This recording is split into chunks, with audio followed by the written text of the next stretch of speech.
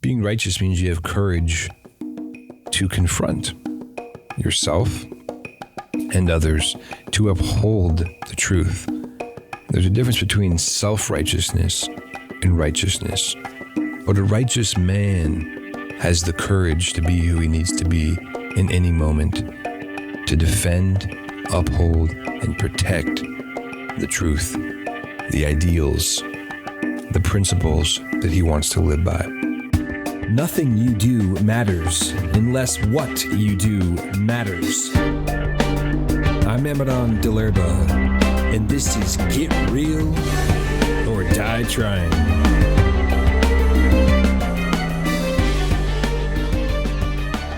How we doing, tribe? Welcome to my podcast, episode 14 today. I'm talking about confrontation versus carefrontation. Effective conflict resolution. I like to talk about this subject because, well, one, nobody wants to get confronted. Nobody wants to be put into a situation where they truly have to sit back, take a step back, and look at what they need to change. And we live in a culture where being confronted and called out on the spot doesn't really happen anymore. We live in a culture where it's so politically incorrect to confront somebody. Everybody gets offended so easily. You can't hardly say anything in this day and age or someone's going to get offended. You'll talk about the fact that it's raining outside, and it could be literally raining outside, and there'll be some group of people who take offense because they don't want to talk about the rain outside. I mean, it's gotten completely out of control to the point of absurdity, in my opinion. You can't say anything. And we're creating this false culture of fakeness. We're creating a culture of you're okay, I'm okay, everything's okay. Everybody's walking around, staying on the surface, staying superficial, not wanting to get real, not wanting to get confronted. Now, let's bring this into the spiritual aspect of things, which is really what I attempt to do with everything. And I fail a lot, but I attempt.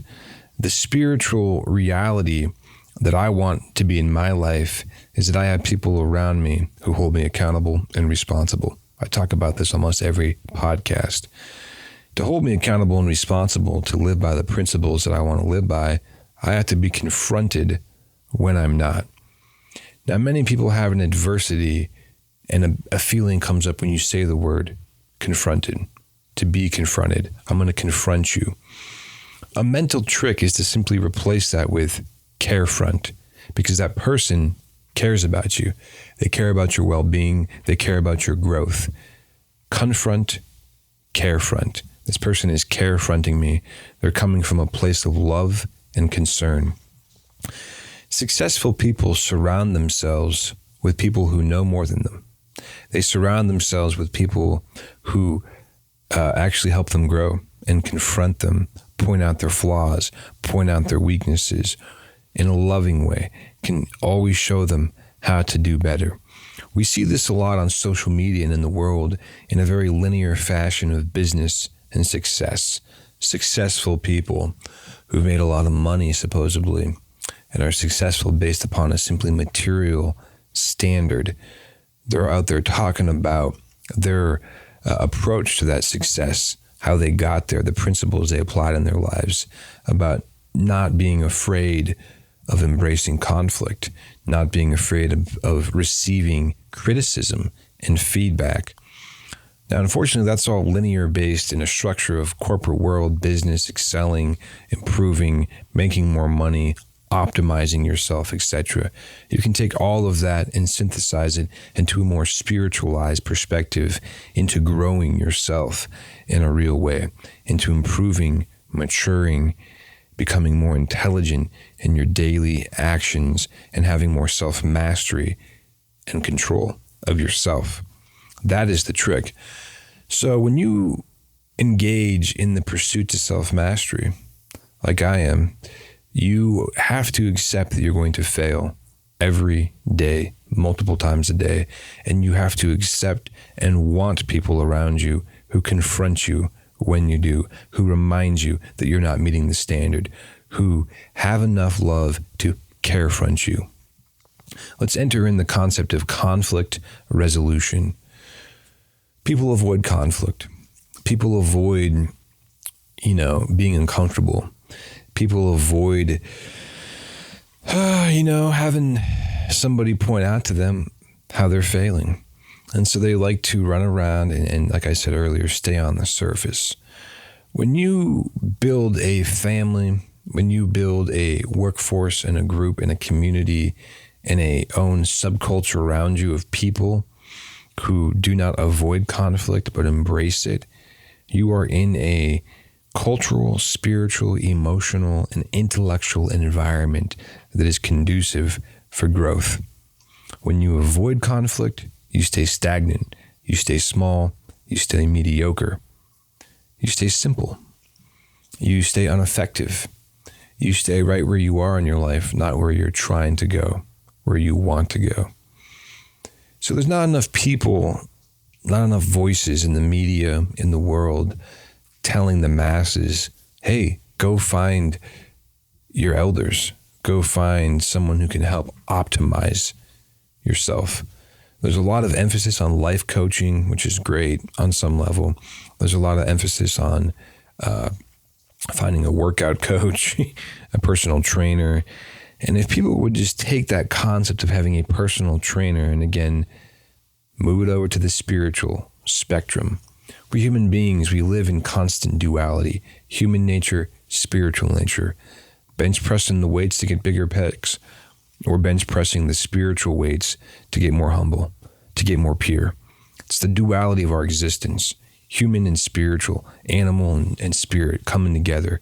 If you would take that same approach, you have a personal trainer, they set you up with a course, they're teaching you every day how to be stronger. You have a strict program, you have discipline, you follow it, you have goals, you have weights you're trying to attain, lift more, do this, lose weight, whatever it may be, you have it. Take that same discipline, that same tenacity, and apply it into your spiritual life, into your emotional life, into healing, into growing.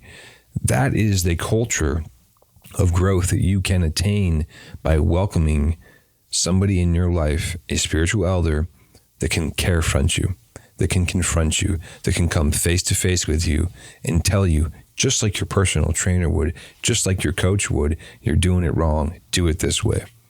If you're out there and you're working out and you're doing some aerobic exercise and you're doing it wrong and you're going to strain your muscle, your coach is going to say, you're doing it wrong. Do it this way. You're going to hurt yourself. That is not effective. Now you accept that, and you welcome that because you want to optimize your physical body. Why not adopt a consciousness of accepting that type of correction all the time in your life from people to help you grow? So when you start speaking non-truths, when your actions start becoming hurtful to yourself and to others, you welcome that coach saying, don't do that. You're doing it wrong. You're going to hurt yourself and you're going to hurt others. Your unregulated behavior is hurtful. Your unregulated speaking is hurtful. Your selfishness is hurtful. Your small-mindedness is hurtful. Our country is so small-minded. People walk around almost becoming, professionals at thinking in a box because they want to be comfortable. They want to be safe and they want to be in control of their environment. Now, what does it have to do with being confronted? Well, being confronted takes a mindset and an emotional acceptance of being vulnerable, of surrendering and being approachable. Think about being approachable. Are you an approachable person? Can your wife or your girlfriend come up to you and ask you to park your truck differently in the garage so that she can have room?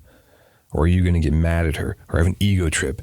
Now, of course, that's a very basic, standard, silly example, but believe me, there are millions of men out there who have too much ego to be corrected on how to park their truck differently in the driveway or garage to make room for somebody else or something else other than themselves. Believe it or not, it's actually the truth. That's how silly human beings can be. Now, do you welcome that type of And most people would actually consider that conflict, actually, when that person comes and says, hey, move your truck over. There's no room for my car. Or I've asked you if you can park your truck on this side so that the kids can play over here, whatever it may be. That's considered conflict when it's actually just communication. Replace the word also, confronting, with communication. We live in a society that does not promote deep, meaningful, clear communication. Everybody wants to stay on the surface, a little 8-letter text, instead of sitting down, having a conversation, and going deeper. Why do we have a communication issue? Fear of vulnerability, fear of being corrected, fear of being real, fear of having to take your mask off and look at your ugly face. Hey, look, I have an ugly face when I'm being an ugly person, when I'm acting in lower traits. I'm ugly. I can accept that because I want to be beautiful. I want to be loving, fair, just, humble, all of these virtues and things that I strive for. I can accept that when I'm not doing that, I'm an ugly person. And so having a level of acceptance and approachability and welcoming somebody to come into your life and confront you is important for your soul growth, for your spiritual growth, and for your emotional growth, intellectual growth. If you're, let's just pick an archetype in America. You're a married man, you got a wife, you got 3 kids, you got your parents, they live a few blocks away, and you live in the same town. If you start with your nuclear family, you have a small business, let's say, you have a coworker, a couple coworkers. If you made it clear to all of those people in your life, your wife, your parents, your coworker, that you are approachable and that you want feedback, you would be blown away by the feedback you would get. You'd be blown away by what your wife may tell you, what your girlfriend may tell you, what your own child may tell you, what your mother may tell you, that your coworkers certainly would tell you, but to this point has been too afraid to tell you because you don't have a welcoming presence. You don't have a desire to want to know. You don't welcome the feedback, the correction, the confrontation. You don't welcome it. So what do you have to do to welcome it? You actually have to go to these people and make it clear. You have to go to them and say, hey, honey, my wife, please let me know when I'm not acting like this, the way that I want to act. Please let me know when I'm doing this. Hey, Mom, how do you think I can improve in this and this? Ask the questions. Go to these people. Then actually make your personality approachable. Our culture glorifies being non-approachable. No one can say anything to anybody. That's what I said earlier. Everybody gets so offended now. You can't say anything without offending somebody. Remove the feelings out of the way here. Facts are facts. Truth is truth. If somebody's being an asshole, they're being an asshole.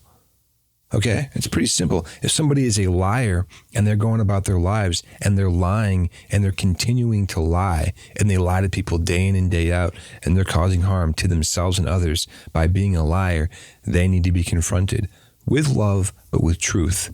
You're a liar. You're dishonesty. How does dishonesty affect you in your life? Illustrate it for them. See how they're losing friendships. See how they're losing love because of their dishonesty. Hey, you're a super arrogant person. Let this person know. How does this arrogance and this pride affect your personal life? Oh, people can't get close to you. People don't want to be your friend. Women don't want to be around you when you're arrogant. Men don't want to be around you. If no one can say anything to you and you're going to get offended because you're so prideful, no one wants to be around you. Has anyone ever told you that? Have you ever told somebody that? Imagine if somebody told you that. Wow. Imagine if millions of people started carefronting their brothers and sisters, their husbands and their wives, their girlfriends, their boyfriends, their coworkers. Imagine the world we would live in if positive, constructive feedback was given. But no, instead, we get on media and social media, and it's just thumbs up, little heart symbols, little this, great work, love, love, love, dovey-dovey. It's all surface bullshit. Nobody wants to get real and call out somebody. You know, it's cool. I saw a video last week on social media of a gentleman two gentlemen actually, who were offended by a man. And they went up and they confronted him and they told him why they were offended. This was gold. This was key. This is what needs to happen with millions of people. What it was is one man was Native American, the other one was Mexican. Apparently, the Mexican man was pretty strong-looking guy, had a lot of tattoos, and he had the protective face mask on, like we're all supposed to be wearing. The Native American man also had a protective face mask on. They go into a restaurant. Some white guy makes the comment, "Oh, looks like you guys are here to rob the place." Now, why is he saying that to them? I don't want to get into the whole racial thing right now. What I'm getting into is the fact that these two men correctly confronted this man. What they did is they came back an hour later, actually, after learning that this man had 50,000 followers on Instagram and that he had a following and that he needed to be confronted because his actions were not living up to his facade of who he was on Instagram. So they came back and they filmed it and they said, "Look, we just want to share that as indigenous people and as a minority group, what you said was racially offensive, very offensive. You think we look like hoodlums because we're dark-skinned and we're tattooed or whatever." And this guy said, "Oh, I was just trying to make a joke because you have a mask on. You look like gangsters coming in. It's funny now. Everybody wears masks, blah, blah, blah." The thing is, it's all bullshit. The guy's defense. So what I'm getting at here is that these people came back and confronted him, not with ego, not with machoism. They shared from their hearts how it was hurtful to them. This white man had the chance and the possibility to receive it humbly and apologize and to change. Instead, he didn't do that. He wasn't dumb enough to openly, defend his actions. He just acted like he was listening and sophisticatedly kind of danced around and kind of accepted what they were saying, but didn't really take into his heart and apologize and allow what they were saying to change his thinking. Now, if that man would have had a consciousness of, "I'm open to people helping me grow," his reception to what they're saying would have been totally different. He would have had a true change in his heart, and he probably would have then publicly acknowledged that, apologized. But he didn't, because his ego was too big, his facade that he needed to maintain. He actually deleted the video and went on a rampage. Anyways, I respected those two men that they confronted him in that way. Now, that doesn't happen all the time. What happens is those two men who might have got offended would get in their truck and leave, and then that feeling of being offended would turn into resent, would turn into anger, would turn into the transgenerational trauma that they've experienced of oppression for hundreds of years as a minority group, as indigenous people, and they wouldn't have the right confidence to confront again. And so they did the right thing, and they helped that man, and they helped themselves by doing that as well. That's just one example, but there's so many examples. It's not a hard thing. Just start with the people in your inner circle, in your life, your partner, your family, your coworkers. It's really simple. Start with trying to lovingly carefront somebody, because it will improve your life. It will improve the lives of people around you. I'm going to read a quote from the URANTIA Book, which I often bring up in my podcast here because it's a book that is tremendously valuable in my own personal life, providing me with spiritual food, spiritual medicine, and helps me stay on track in my personal religious lifestyle. And religious in that way that I use it is not like the religions of today. Religious lifestyle is accepting and adopting a lifestyle where you make decisions around spiritual principles. You make decisions around spiritual absolutes, not material. From the URANTIA Book, I love this quote here. "Righteousness strikes the harmony chords of truth, and the melody vibrates throughout the cosmos, even to the recognition of the infinite." Righteousness. What is it to be righteous? To be a righteous person?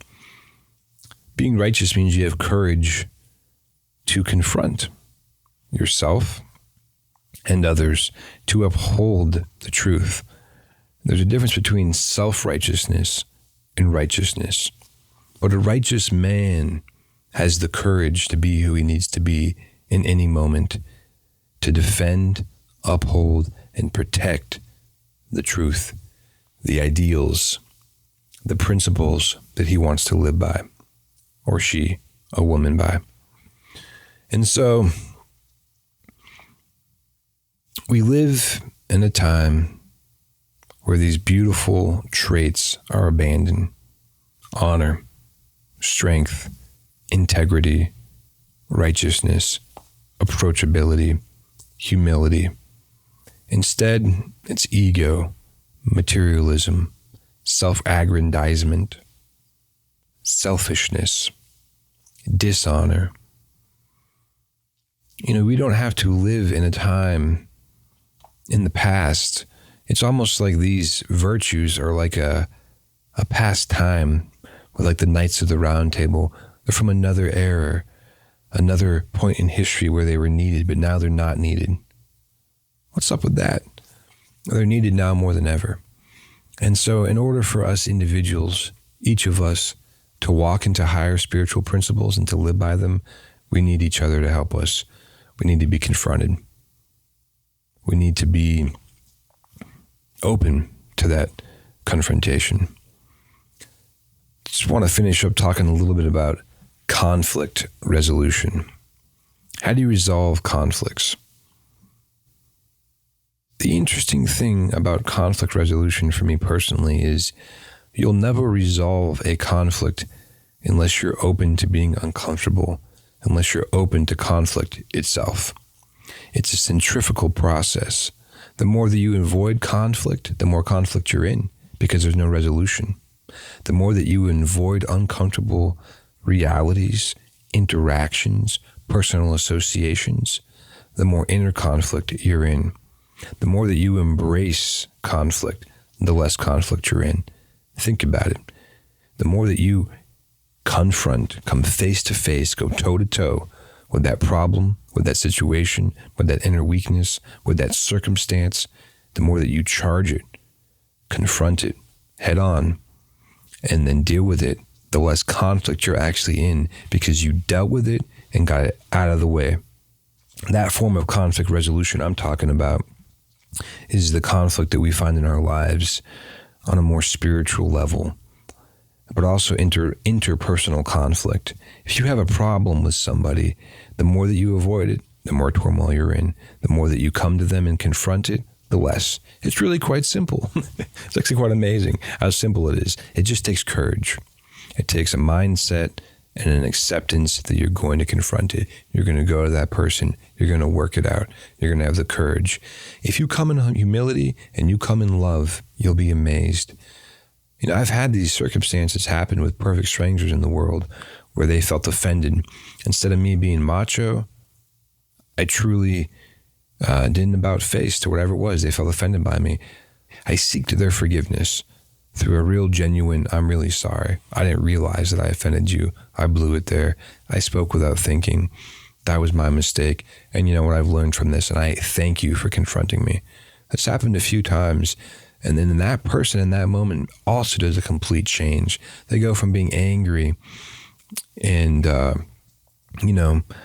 hurt to then valuing my transformation. And we both just had a positive exchange. The other thing is have a little grace and humility. If somebody confronts you and they don't do it perfectly, they might have a little more anger than you'd like, a little more passion because they're personally offended. That's okay. Accept it. Are you not developed enough in your own personal sense of wholeness and character that you can't deal with a little bit of extra? Get to the meat of what they're saying, the truth, and humbly respond, and you'll see that they will recenter themselves. I deal with it all the time, and I'm learning and I'm making mistakes. And so this whole podcast is about encouraging you in your personal life to carefront somebody else and to welcome that confrontation/carefrontation in your life. And by doing that, you will resolve your own personal conflicts.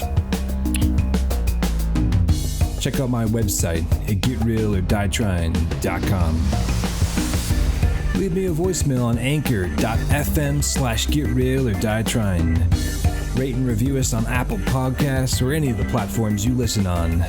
Be sure to follow me on social media and share this podcast with your friends.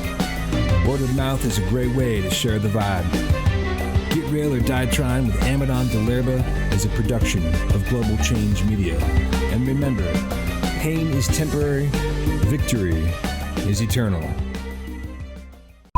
Confrontation versus carefrontation. I'm saying versus.